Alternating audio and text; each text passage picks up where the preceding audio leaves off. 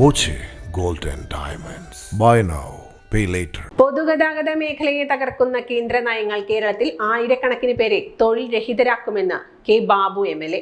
Confederation of transport workers union CITU RTO ഓഫീസിലേക്ക് നടത്തിയ മാർച്ചും ധർണയും ഉദ്ഘാടനം ചെയ്യുകയായിരുന്നു അദ്ദേഹം.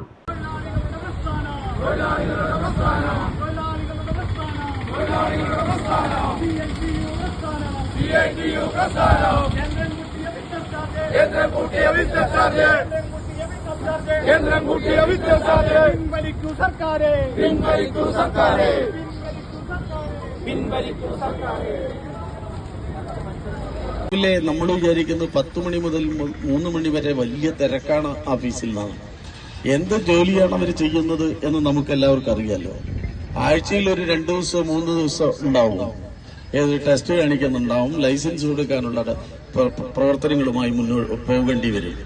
അതിനപ്പുറമുള്ള ദിവസങ്ങളിൽ ഈ സമയക്ലിപ്തത ഏർപ്പെടുത്തുമ്പോൾ നമ്മളെ പോലുള്ള തൊഴിലാളികൾക്കൊന്നും ലൈസൻസ് പുതുക്കാനോ അതുപോലെ നമ്മുടെ വാഹനങ്ങളുടെ വർദ്ധിപ്പിച്ച ഫിറ്റ്നസ് ഫീസ് വർധന പിൻവലിക്കുക, RTO ഓഫീസിൽ പ്രവേശനം നിഷേധിക്കുന്ന നടപടി പിൻവലിക്കുക തുടങ്ങിയ ആവശ്യങ്ങൾ ഉന്നയിച്ചായിരുന്നു കോൺഫെഡറേഷൻ RTO ഓഫീസ് മാർച്ച് സംഘടിപ്പിച്ചത്. 5 വിളക്ക് പരിസരത്ത് നിന്ന് ആരംഭിച്ച പ്രകടനം കളക്ട്രേറ്റിന് മുന്നിൽ സമാപിച്ചു. MS കറിയ അധ്യക്ഷത വഹിച്ചു. അബ്ദുൽ സുബൂർ, PG മോഹൻകുമാർ, സോണി രാജ്, പ്രേമകുമാരൻ, M പ്രമോദ്, പ്രതീഷ് എന്നിവർ സംസാരിച്ചു.